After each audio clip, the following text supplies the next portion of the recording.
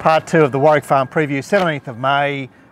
It's a great card if you like lots of angles. If you really want to nail some winners, I'm not sure if it's the card for you.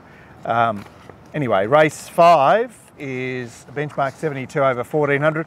There's only 17 to go round, and at the moment all our scratchings are out of the last race. Race 5 sees a number of resumers here. $6.50 is our favourite, High Mist, recently gelded. $7 his stablemate, Our Beatnik. $8 Hit the Mark. $10 Pianissimo. $12 Kent. $13 Skillful. $13 the Gavel. Then we're out to $15 Arancini, $17 Exclamation, $18 More Than Fabulous. Honestly, it's a giant field. It's not necessarily an inspiring field. Because there are so many sort of resuming miler stayer types, there isn't as much speed as you'd imagine. Hit the Mark gets well forward. He's our toy boys on speed, and Arancini may in fact press on to the lead from the deep. Exclamation I had tucking in behind them with Pianissimo midfield. Anything catch your eye here? Number 1 caught my eye. Do like it when these first up ones are ridden by bowmen. You know, sometimes when they're top weight, Waller can put an apprentice on. You see the apprentice, you just go, look, it's particularly attractive when you see the senior rider, because it's like, well, when we're not worried about the weight. Yeah. You know, whether weight matters or not, you want them not to be worried about the weight. Yeah, and I thought the trial was really good in against some fairly decent horses there in Snoopy and Handfast. You know, it's only had the 900 metre trial, but yet again, I'm finding things that don't sort of stamp my absolutely confident scenarios. Yeah, they're more half bets than full bets. Yeah. But, you know, running against some serious horses in its career, this looks like they might have it ready to go because of the booking of Hugh Bowman, so it could just be better than these.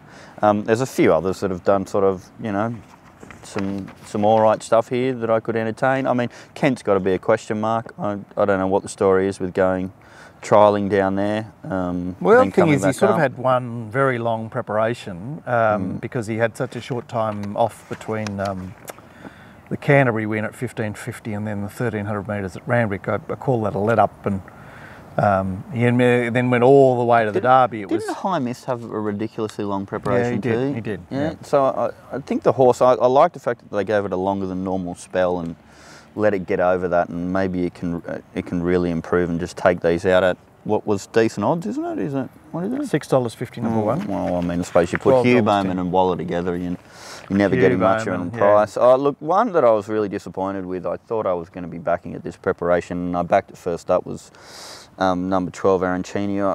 I took $10, so I started backing it at $10 or $11 that day, and it jumped at $4. And then I saw, was it Wild Ava come out and...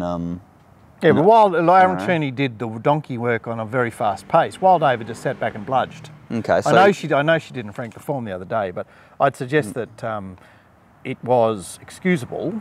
You know, he's lightly raced, and that was off 363 days. Yeah. Yeah, question mark there.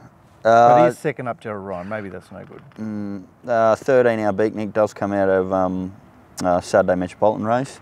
It's got to have some sort of a hope. I thought it was very unlucky 2 starts ago at Weil.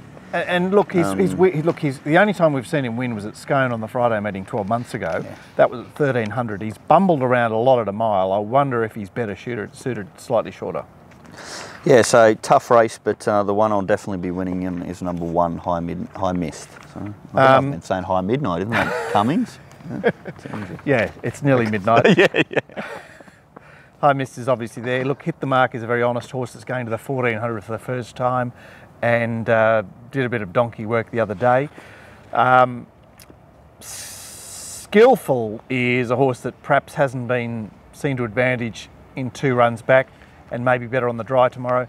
Pianissimo gets Kerrin, gets Warwick Farm, but maybe better on ground. Yep. Kent's a chance, Arancini I've made a case for, our Beatnik I've made a case for. Exclamation from that all-conquering Mark Newnham stable. Look, it doesn't look much of a horse, but it's just one of those horses that's totally, you know, it's ready. It's had 2 runs back. It's a 3-year-old. It's got T. Clark on board. It's just going to be there. It's one of those horses that lacks talent but has aces. Does that make sense? Well, and those kind of horses can win in programs like tomorrow, can't they? They're really weird. Yeah, it's a deep race, race 5. We move on to the penultimate over the mile. Our favourite is Shandana at $4.50, $5 Dreamforce, $6 Medale, and then we're out to $9 good old Campbell's Blues, $10 Via Napoli, $11 Miss Ballantyne, $17 Beretta, and $19 Vain Elaine, the last course and distance winner. There's plenty to get up there here. Dreamforce is obviously right on speed. Braces is a distance horse, but likes to get himself fit by racing on the speed. Miss Ballantyne has the blinkers on and a wide gate. Beretta won by leading 2 starts back. It's got Rachel King, looks to press on. Tradtree, should he run here, is poking up. Gambler's Blues not far away, so Shandana just pops in there for an H. Bowman, 1 out, 3 or 4 back. Lord Dier doing his best out wide. Reby the Red is another horse that likes to be right up on the speed. So it's game on here, Gord. Where are you going? When I first looked at it, I thought, oh, okay, I'm sick of backing Dreamforce because, you know, I've been on it all 3 runs this preparation. Yep.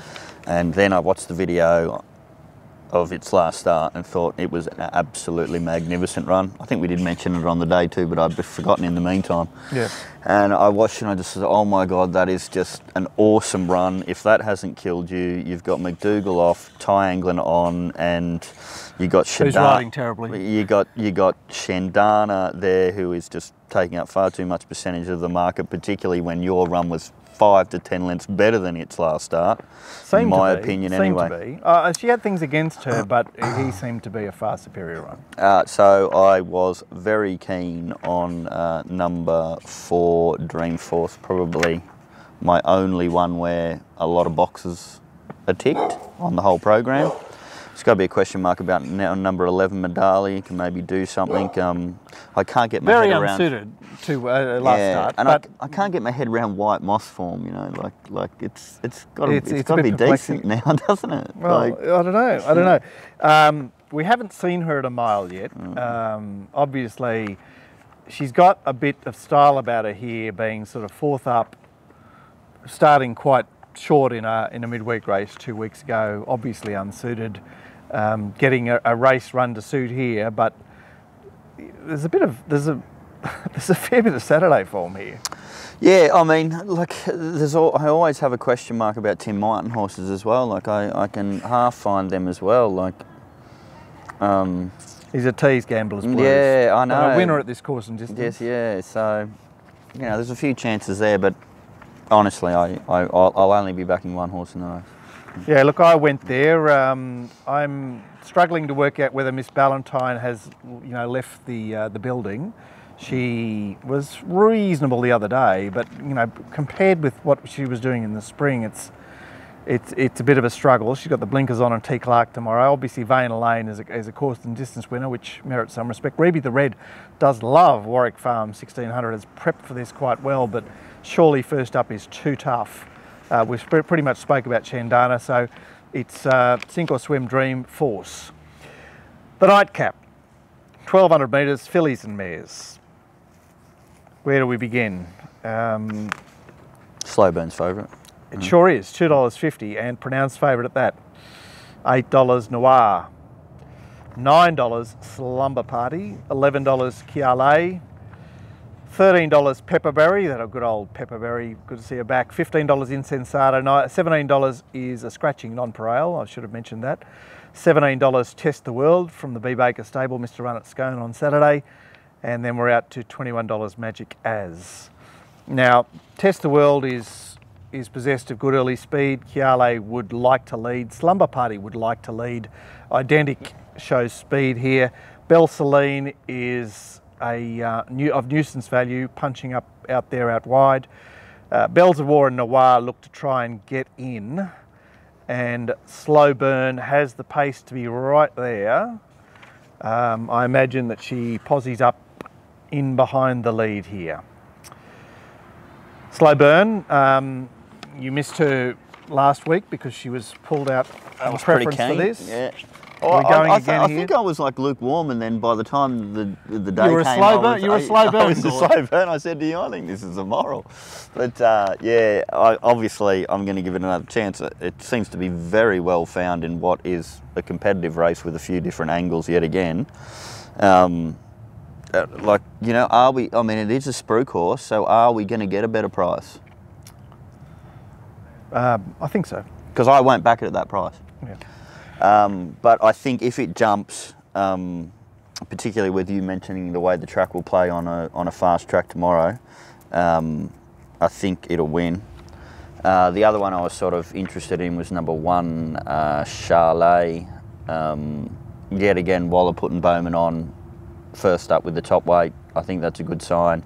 And I did like its trial against Badajoz and Impending, who are... good trial. She's a bit of a control freak, and I think the 1200 is quite important. 1100 is it's just a bit too urgent. You have a look, like 1200 with Bowman on last prep. I know it was at Canterbury, but did absolutely spank some okay horses, or one okay horse. Yeah, Insensata, any opinion there, Jason Coyle? I know you're sort of antipathetic towards Jason Coyle at the moment, simply because he's hot and strong and everyone's realised it. Yeah, well, you know, it's a chance. Pepperberry is very well drawn for Pepperberry in that I did have a second look at. Suck. She's going to be one of those annoying horses. She's had lots of chances, 10 starts, 1 win, lots of seconds.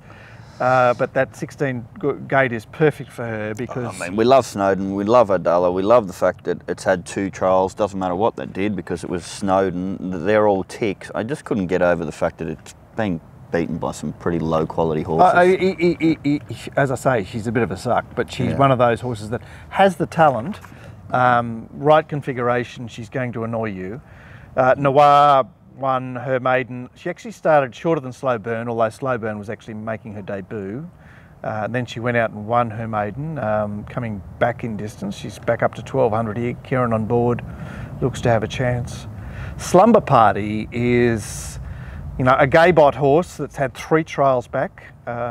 Looks in order.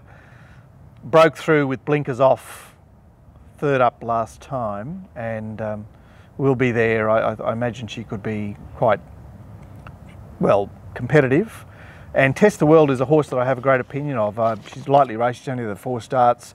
She found herself in a tricky spot first up at 1,000 at Gosford. I know it was a rubbish field, but I think she's got some upside and she's just going to be doing something here. Can you tell me more about number 3? Just a classic Jason Coyle blouser, off pace, you know, gets ahead of steam and they're unstoppable. Yeah. 3 wins obviously at the provincials. She hasn't seen the city. So barrier 10, you know, all good.